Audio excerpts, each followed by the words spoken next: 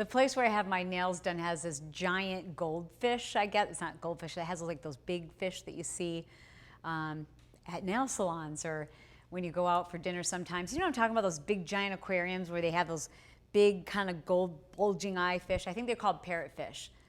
But I was having my nails done. And I was talking to the gal that was doing my nails, and I was watching this really interesting scene happening in the aquarium.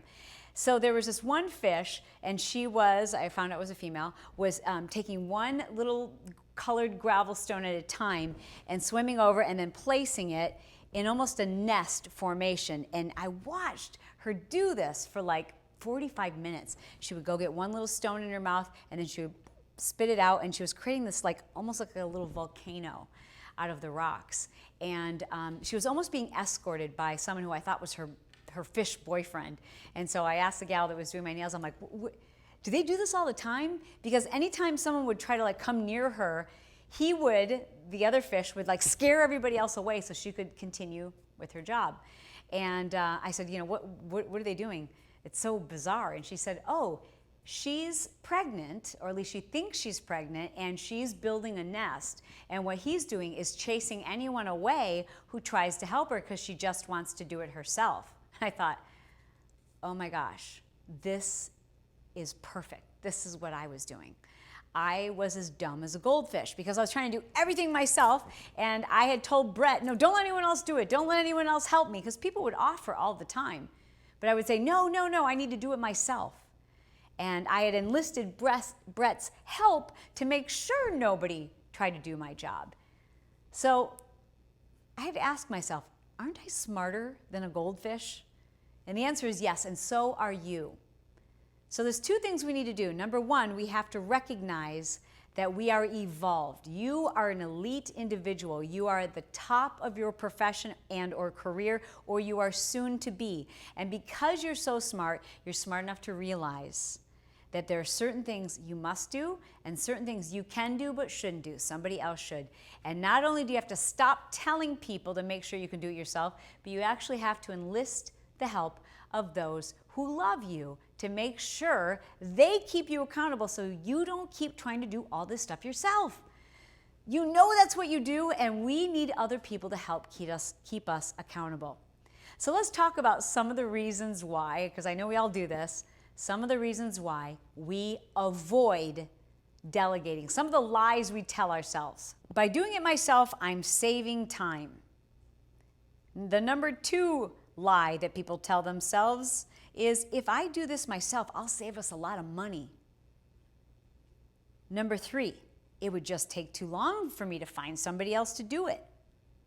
Number four, no one can do this as well as me. That's probably a big one. I bet that's a big one for a lot of us. I know it was for me. In fact, even once I started to delegate as much as I possibly could, there was always that one thing that took a lot of time that I was just sure nobody else would ever be able to do it as well as me, because they didn't have my ear, and that was editing our music. All of the music for all of the workouts I ever did, I always personally edited the music because I was sure no one would ever be able to figure out my secret formula for finding those high spots in the music, the stuff that really gets people pumped up and excited to kick and punch and just get their groove on. And I thought nobody else could do that. But lo and behold, there came a time where I had to learn how to train someone else to have that ear. And you know what? They do a lot better job of it than I do. Number five, there's just not enough hours in the day for me to teach someone else how to do this. Number six, if I just get better at time management, then I'll get more done. I can't delegate this to someone else because my real problem is I'm just really bad at time management. Number seven, I don't have the time to find someone. Number eight, I've always done it. I need to continue doing this because I've always done it. When Brett and I owned Powder Blue Productions, on Tuesday mornings, he would come in and all the reports from the weekend's event would be on his desk.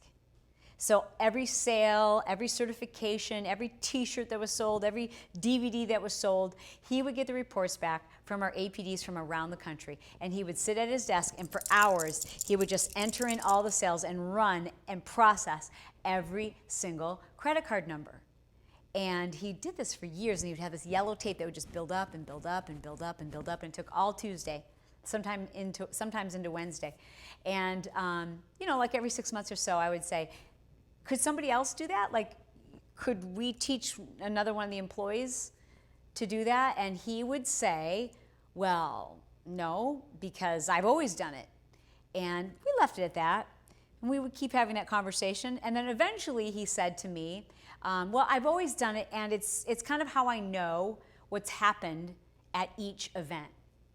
And so I challenged him, because he had just challenged me on something I needed to delegate. And I said, but what if someone else did it and then just gave you a report, and it only took you a few minutes to read through the report to know what had happened that weekend? And it's all about timing. You have to know when to propose these changes. And he said, yeah, you know what, you're right. And so we turned that over to one of our best employees, and boom, he never needed to do it again. And his time was certainly far more valuable doing what he does in terms of managing and strategizing with our business than it was just crunching numbers. So be careful you don't let yourself get wrapped up into the excuse of, well, I've always done it. Why not? Number 9, I can't afford to hire or outsource this right now because my business isn't making enough money. That's a lie. Number 10, I actually like doing these things. Okay, now that one might not be a lie. It might actually be something you enjoy doing. So I'm going to ask you to look at it in a different way and say, is there something else you should be doing? So it's not just about what we like doing, but about what we should be doing. Those are the top reasons why. And it's really important that we be honest about these things and understand that the difference between stressed success and smart success lies in delegation.